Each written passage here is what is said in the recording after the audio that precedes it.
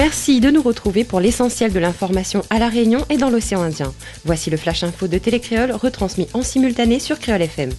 Revenons sur le mouvement initié par les ambulanciers au CHU. CGTR et CFDT ont déposé un préavis de grève illimité au CHU pour lundi prochain, le 3 mars. Plusieurs griefs seraient à l'ordre du jour, outre le mauvais fonctionnement et les problèmes de gestion dénoncés par les ambulanciers.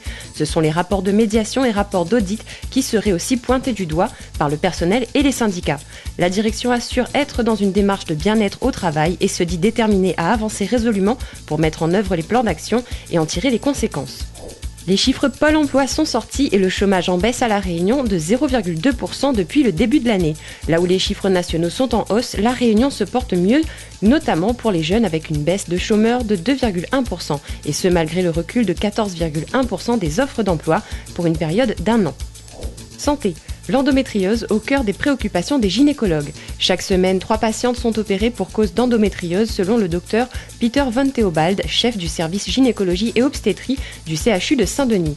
Les raisons de l'apparition de l'endométriose sont encore inconnues des médecins, mais cette maladie peut entraîner des complications. À La Réunion, elle est très répandue, probablement par des facteurs génétiques ou environnementaux.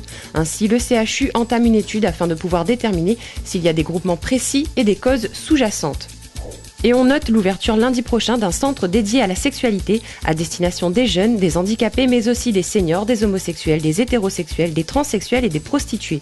Tous les sujets pourront y être abordés sans tabou, qu'il s'agisse d'IVG, de maladies sexuellement transmissibles ou autres, avec des spécialistes du milieu médical du CHD Félix Guyon. Une première en France, saluée par le docteur Catherine Go, responsable du service immunologie clinique de l'hôpital. Tourisme. En 2013, la fréquentation hôtelière en baisse à La Réunion de 3,3% selon les chiffres publiés par l'INSEE. Une baisse qui touche plus particulièrement les établissements 3 étoiles qui enregistrent moins de 8,5%, spécifiquement dans l'ouest et le sud. La fréquentation des hôtels de catégorie supérieure augmente quant à elle de 5,4%.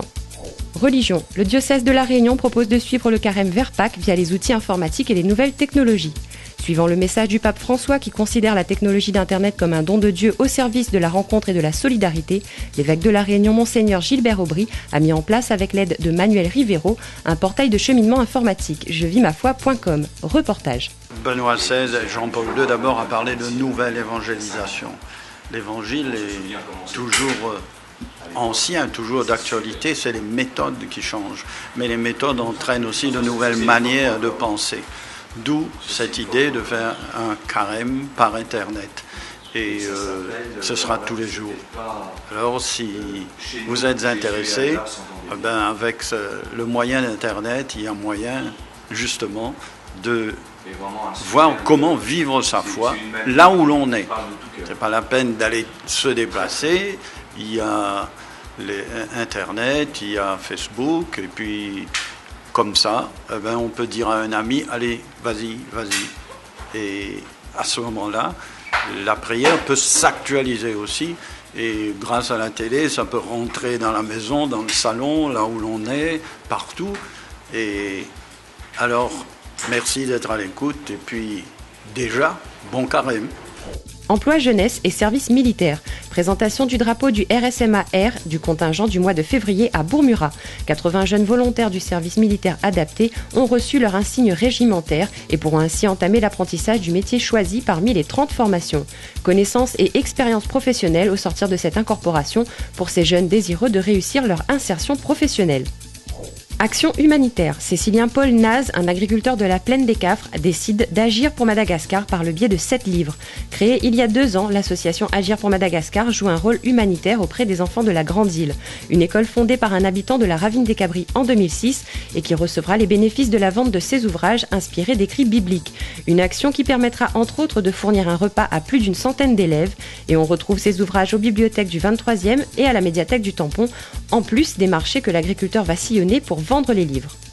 Événement. Les Olympiades de la négociation commerciale 2014 ont eu lieu aujourd'hui toute la journée au siège d'Easy ce matin et à la salle de spectacle aux Avirons cet après-midi. Un événement organisé par et pour les étudiants du BTS Négociation Relations Clients et en collaboration avec les dirigeants commerciaux de France. 2 épreuves individuelles et une épreuve collective et le prix du meilleur établissement à la clé qui sera décerné par un jury de professionnels. Sport. L'Office municipal des sports de Saint-Denis reconduit l'opération Tour du monde des arts martiaux, dont la première édition réussie était l'année dernière.